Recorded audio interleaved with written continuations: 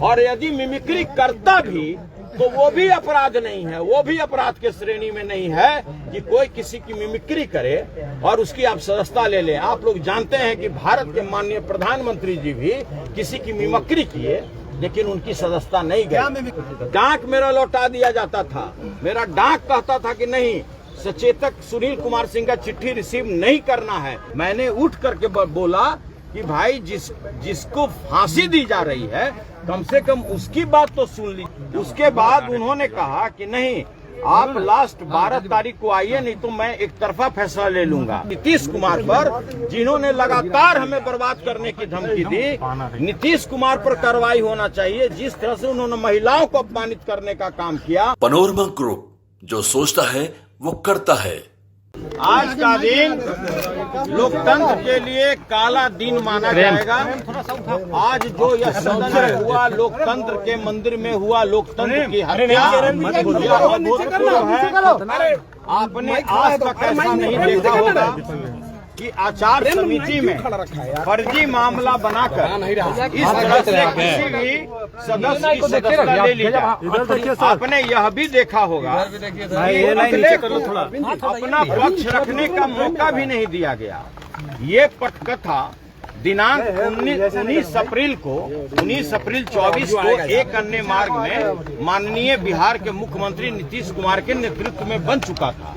उनका साफ कहना था कि भाई सुनील कुमार सिंह जो भ्रष्टाचार की बात उठाता है, किसान की बात उठाता है, मजदूर की बात उठाता है, रोजगार की बात उठाता है, उसकी सदस्यता चाहे नियम विरुद्ध हो आपको ले लेना।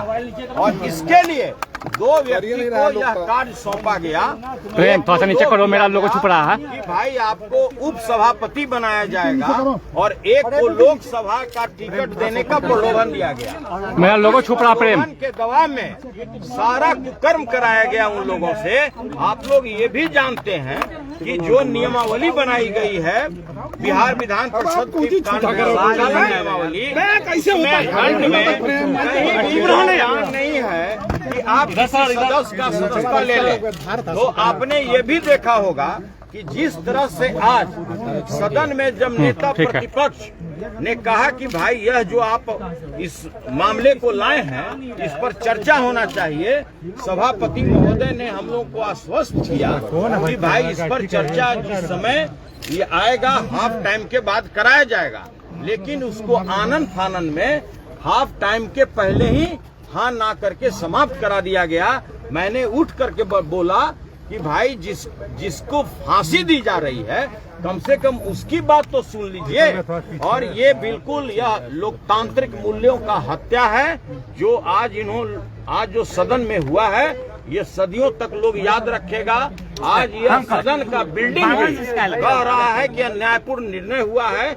आप किसी कर्मचारी से बात कीजिए, किसी सदस्य से बात कीजिए, सभी लोगों ने कहा है कि ये लोकतांत्रिक मूल्यों का हत्या है। आचार समिति की और को नहीं जा रहे थे, कहा जा रहा है। बिल्कुल यह फर्जी आरोप है। जितने बार नोटिस मिला, लोकसभा का चुनाव चल रहा था, मैंने कहा कि राष्ट्रीय जनता दल ने मुझे स्टार कैंपेनर बनाया है, मैं सारण का प्रभारी हूँ, इसलिए जैसे ही लोकसभा का चुनाव खत्म होगा मैं आपके दिए हुए तिथि पर उपस्थित होकर सभी वस्तु स्थिति की जानकारी दूंगा। उसके बाद उन्होंने कहा कि नहीं, आप लास्ट 12 तारीख को आइए, नहीं तो मैं एक तरफा फैसला ले लूंगा। 12 तारीख को उपस्थित होकर मैंने समिति के समक्ष कहा कि भाई जब तक हमको साक्ष्य नहीं दीजिएगा नेचुरल जस्टिस के तहत, जब तक आप वीडियो का क्लिप नहीं दीजिएगा तब तक हम कैसे जवाब दे सकते हैं। इसके बाद भी मुझे न तो साक्ष्य उपलब्ध कराया गया, न वीडियो क्लिप उपलब्ध कराया गया। और समिति के 3 सदस्य, समिति में 6 सदस्य थे, 3 समिति ने यह लीक करके दिया है कि भाई जो यहाँ पर प्रक्रिया चल रहा है, जो इसका प्रोसीडिंग है, वो हम लोग को कृपया उपलब्ध कराया जाए। जो कमेटी के सदस्य थे, यह निर्णय क्या हो रहा है एक तरफा, उन लोग को भी उपलब्ध नहीं कराई गई। उन लोगों ने भी लिखित रूप से सभापति को दिया है। इतना ही नहीं, आपने ये भी देखा होगा कि कहीं भी दंड में, कहीं भी उसमें निष्कासन का और किसी भी तरह का सदस्यता उसका लेने का कोई प्रावधान नहीं है। इसमें दंड में स्पष्ट लिखा हुआ है। लेकिन इस तरह से गैर कानूनी कार्य करके नीतीश कुमार जी के दबाव में आप अच्छी तरह जानते हैं कि जिस तरह से यहाँ भ्रष्टाचार व्याप्त है, लगातार हमारी राष्ट्रीय जनता दल यह मामले को सदन में उठाती थी, हम लोग इस मामले को उठाते थे और इसी का खामियाजा हमें भुगतना पड़ा। कार्रवाई होना चाहिए था बिहार के माननीय मुख्यमंत्री नीतीश कुमार पर, जिन्होंने लगातार हमें बर्बाद करने की धमकी दी। नीतीश कुमार पर कार्रवाई होना चाहिए। जिस तरह से उन्होंने महिलाओं को अपमानित करने का काम किया और जिस तरह से दोनों सदन में उनका बयान आया, कार्रवाई उनके ऊपर होना चाहिए, कार्रवाई उनके ऊपर होना चाहिए, कार्रवाई उनके ऊपर होना चाहिए था। भाई अभी हाल में ही उन्होंने दलित महिला विधायक को जिस तरह अपमानित भाषा का प्रयोग किया, कार्रवाई उनके ऊपर होना चाहिए। लेकिन उनके अपने आका को खुश करने के लिए सारे गरिमा को लोग त्यागते हुए, सारे कानून को ताक पर रखते हुए उन्होंने एक तरफा कार्रवाई मेरे विरुद्ध किया है। क्या करेंगे? आगे निर्णय लेना मेरा पार्टी का काम है। राष्ट्रीय जनता दल के राष्ट्रीय अध्यक्ष आदरणीय लालू प्रसाद जी ने सदन में गरीबों की बात रखने के लिए, अल्पसंख्यकों की बात रखने के लिए, किसानों की बात रखने के लिए हमको भेजा था और हम लोग 100% उस मामले को उठाते रहे, भ्रष्टाचार पर बात करते रहे। कोई ऐसा जिला नहीं है, कोई ऐसा अनुमंडल नहीं, कोई ऐसा प्रखंड नहीं जहां बगैर रिश्वत का कार्य होता है। एक साथी ने माफी मांग लिया, आप भी क्या माफी मांगने कहा गया था आपको? माफी मांगना चाहिए माननीय नीतीश कुमार को कि उन्होंने अपराध किया है, उन्होंने गलत आचरण किया है, वो लगातार सदस्यों को बर्बाद करने की धमकी देते रहे। हम लोगों ने कभी भी जो विधान परिषद की जो प्रक्रिया और कार्य संचालन नियमावली है, उसके प्रतिकूल हमने कभी कोई कार्य नहीं किया है। सभी लोग जानते हैं, हम लोग जनहित के मुद्दा उठाते थे, जो माननीय मुख्यमंत्री जी को नागवार गुजरता था।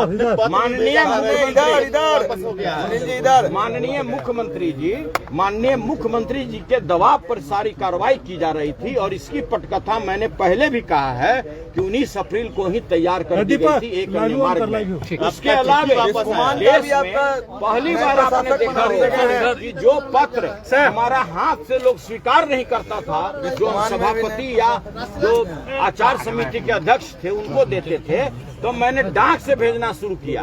डाक मेरा लौटा दिया जाता था। मेरा डाक कहता था कि नहीं, सचेतक सुनील कुमार सिंह का चिट्ठी रिसीव नहीं करना है। इस तरह का वाकया इस सदन में हुआ है और यह बिल्डिंग भी आज आंसू रो रहा है कि जिस तरह का न्यायपूर्ण कार्य मेरे साथ किया गया है, जिस सदस्य के साथ किया गया है, आज मेरे साथ हुआ है, कल किसी और के साथ होगा। सरकार आती है और जाती है, आज वाकया मेरे साथ हुआ है, कल अगले के साथ होगा, लेकिन बिल्कुल अन्यायपूर्ण कार्य है। कोई आदमी को उपसभापति बनना था, किसी को लोकसभा का सदस्य बनना था और नीतीश कुमार जी ने उन लोगों को प्रलोभन देके दबाव में ऐसा कार्य कराया है जो नियम संगत नहीं है। पूरे देश के इतिहास में, क्या करेंगे, देश के इतिहास में ऐसी घटना नहीं हुई है कि कोई व्यक्ति अगर वेल में आकर के न्यायपूर्ण तरीके से, संसदीय तरीके से अगर अपनी मांग को रख रहा है, किसानों की मांग को रख रहा है, जो बेरोजगार युवक है उसकी मांग रख रहा है और उसकी सदस्यता खत्म कर क्या करेंगे आगे?